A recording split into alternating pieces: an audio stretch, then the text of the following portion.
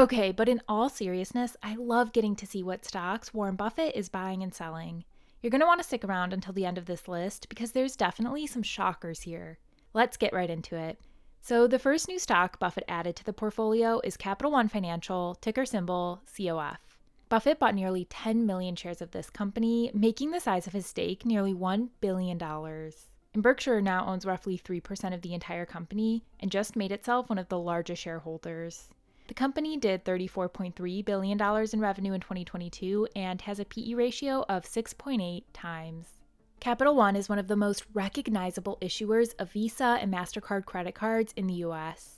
The company offers credit and debit card products, auto loans, and other consumer lending products. Capital One operates through 3 business segments: credit card, consumer banking, and commercial banking. The company's credit card business is its largest segment, accounting for roughly 65% of revenue and 45% of its loans. This segment provides credit cards to both individuals and small businesses.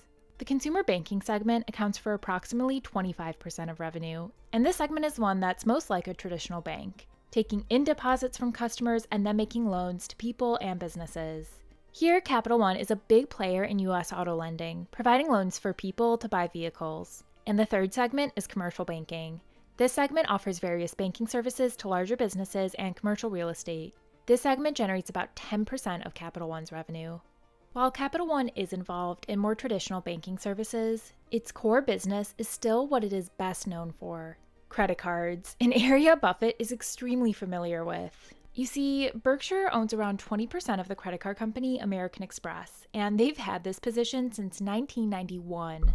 However, Buffett's personal experience investing in American Express goes back even further than that. Before he was the CEO of Berkshire, Buffett ran an investing partnership that would today be referred to as a hedge fund.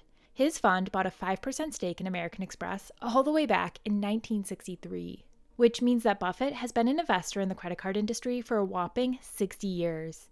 He's been investing in this industry since virtually the start of it. Interestingly enough, while Buffett is definitely an expert on the credit card business, he or someone on his team may have gotten the idea from a familiar face. Take a look at this. If you look at the list of the largest shareholders in Capital One, there is a firm called Davis Advisors. Capital One is one of Davis Advisors' largest positions in its portfolio and is a stock the fund has held for years. Davis Advisors is run by a man named Chris Davis, and he joined the board of Berkshire Hathaway in 2021, putting him in Buffett's inner circle of close friends and business associates. It wouldn't really surprise me if Buffett and his investing team discussed this idea with Chris Davis before deciding to get involved. And this just cements why it's so important to follow the portfolio of great investors. Even Warren Buffett, the greatest investor of all time, does this. And it can lead to your next great investment idea. The second new stock that got added to the Berkshire portfolio is Diageo, ticker symbol DGE, listed on the London Stock Exchange. Diageo did £15.5 billion in revenue in 2022 and trades at a PE ratio of 22.7. Diageo produces, distills, and markets adult beverages. The company's products include vodkas, whiskeys, tequilas, gins, and beer. And the portfolio of brands includes some of the most well-known in the industry: Smirnoff Vodka, Captain Morgan Rum, Johnnie Walker Whiskey, Bailey's Irish Cream, and Tanqueray Gin. Diageo also makes beer, including the Guinness brand, and wine. These are just some of the company's 200 different brands it owns throughout the world. Diageo is what is referred to in the investing world as a serial acquirer. And a serial acquirer is a company for which acquisitions, which is just a fancy way of saying buying smaller companies, is a key element of its strategy. In the adult beverage industry, the so-called barriers to entry are low, which means it doesn't take a ton of money or even experience to launch a new alcoholic beverage brand. But even though it's relatively easy to do that, it's actually very difficult to scale that brand into a significant business. Diageo's growth model is simple. The company keeps close tabs on new and existing brands that are growing. When the company has identified a fast-growing brand in a high-growth category, they then reach out to that brand and see if they have any interest in being bought out. Diageo has a few reasons for employing this particular strategy. Its core brands are mature and established, meaning that growth there is slow. The other reason has to do with the scale of Diageo. The company has over 200 brands and does business in 180 countries, which means that it has great relationships with stores and distributors across the world. Diageo acquires the brand and then uses its scale and massive marketing budget to help that newly acquired brand grow even faster. Believe it or not, this actually isn't Buffett's first time investing in this company. In the early 90s, Buffett made a sizable investment in Guinness, one of Diageo's predecessor companies. This was one of the largest positions in the Berkshire portfolio at the time and the first major investment Buffett made outside of the US. However, this ultimately turned out to be a pretty mediocre investment for Buffett. Guinness stock only increased by 10% over the next 10 years. Only time will tell if things turn out better this time for Buffett and Berkshire. The third new stock that got added to the Berkshire portfolio is Vitesse Energy, ticker symbol VTS. The company had revenue of $300 million in 2022 and trades at a forward PE ratio of 9.3 times.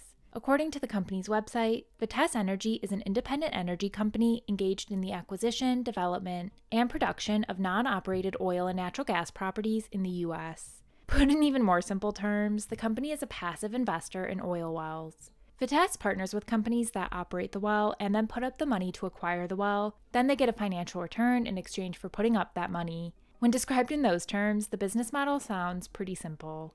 Prior to doing the research for this video, I had never even heard of Vitesse Energy, and there's actually a good reason for that I will cover shortly. At a market cap of around $610 million, Vitesse is a small company by Berkshire standards. Berkshire tends to only invest in companies that have large market caps. With hundreds of billions of dollars to invest, it's not worth Buffett and his investment team's time to focus on small companies. Even if Berkshire wanted to buy the entire company, Vitesse Energy would make up just a fraction of a percentage point of the entire portfolio and cash position.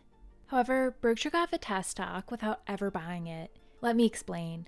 Vitesse Energy is what is referred to as a spin-off, and a spin-off is where a publicly traded company separates part of its business into a separate company, which creates a standalone new company. In this particular case, Vitesse Energy was part of Jefferies, a prominent investment bank. Owning stakes in oil wells was not part of Jefferies' core investment banking business. So as a result, Jefferies management decided to spin it off. For every 8.5 shares of Jefferies someone owned, they received 1 share in the newly created Vitesse Energy.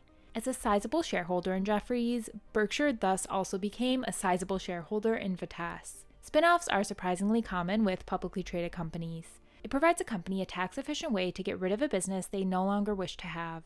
And shareholders who receive the newly issued shares in the spin-off can then decide themselves whether they want to hold on to them or sell the shares on the open market. It wouldn't surprise me if Buffett and Berkshire decide to dump these shares in the not-so-distant future.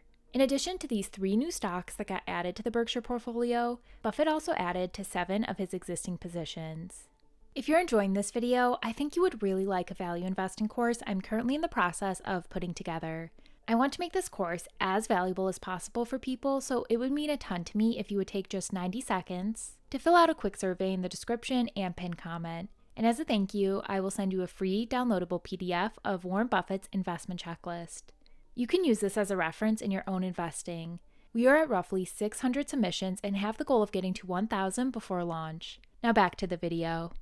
Berkshire added nearly 94,000 shares to its position in entertainment company Paramount Global, ticker symbol PARA.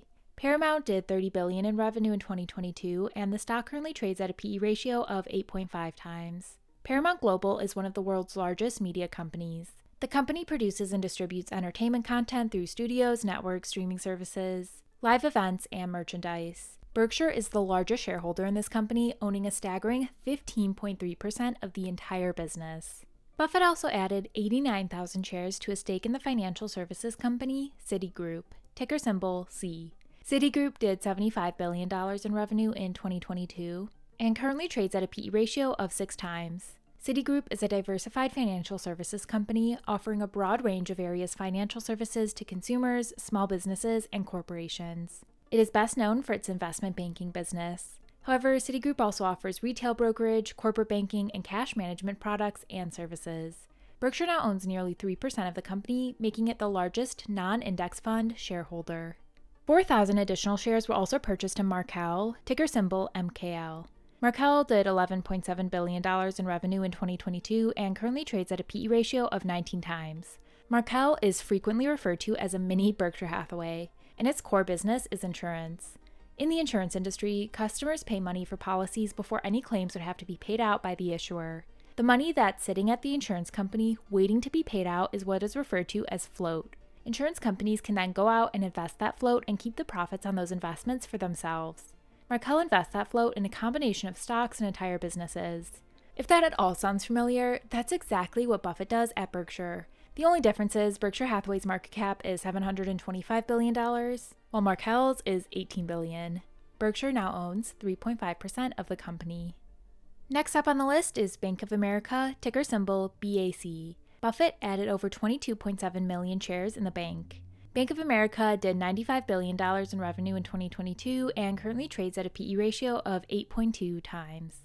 Bank of America is one of the world's largest financial institutions. The bank services range anywhere from providing simple checking accounts for individuals all the way to complex banking products for large multinational companies, and everything in between. Bank of America has been a core holding in the Berkshire portfolio for years now. Looks like Buffett took advantage of the recent share price decline due to the collapse of Silicon Valley Bank to add to this stake. Berkshire Hathaway is the largest shareholder in Bank of America, owning nearly 13% of the company. Get ready because the next one on the list is a shocker. Berkshire bought an additional 20.4 million shares in Apple, ticker symbol AAPL. Apple did $394 billion in revenue in 2022, and the stock currently trades at a PE ratio of nearly 30 times. Apple as a business doesn't really need any introduction. It's arguably the most recognizable brand in the world. At a market cap of a staggering $2.75 trillion, it's also the most valuable company in the world. Apple is the largest position in the Berkshire Hathaway portfolio. The reason why it's so surprising to me that Berkshire is adding to Apple is because at 30 times earnings, the stock is by no means cheap.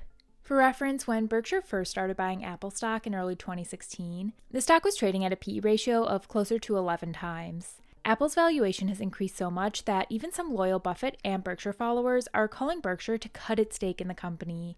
With the stake in Apple approaching 6% of the entire company, it looks like Buffett and Berkshire disagree. Berkshire also added to its stake in oil company Occidental Petroleum, ticker symbol OXY. Berkshire added nearly 17.4 million shares during the quarter.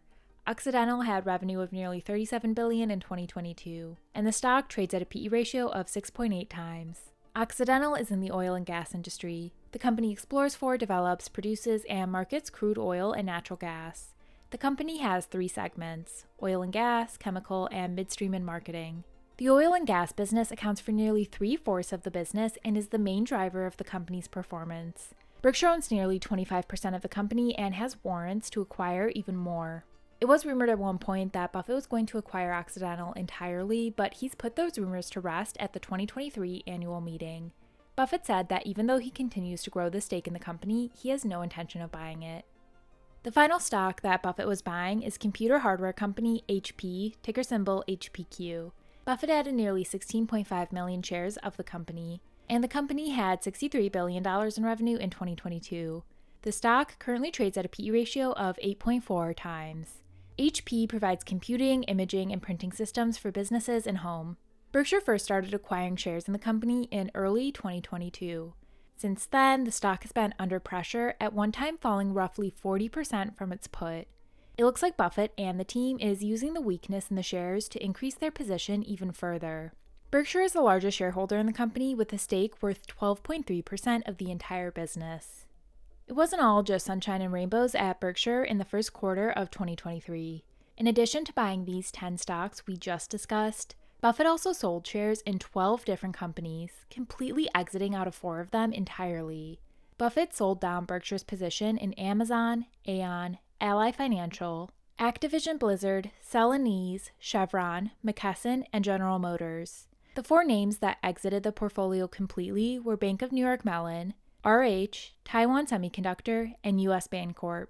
Given that Buffett has frequently talked about how he doesn't quote-unquote trim positions, it will be interesting to see how many of the 8 names still currently in the portfolio will be gone the next time we do this update. Speaking of which, make sure to subscribe to the channel because my goal is to make you a better investor by studying the world's greatest investors. Talk to you guys again soon.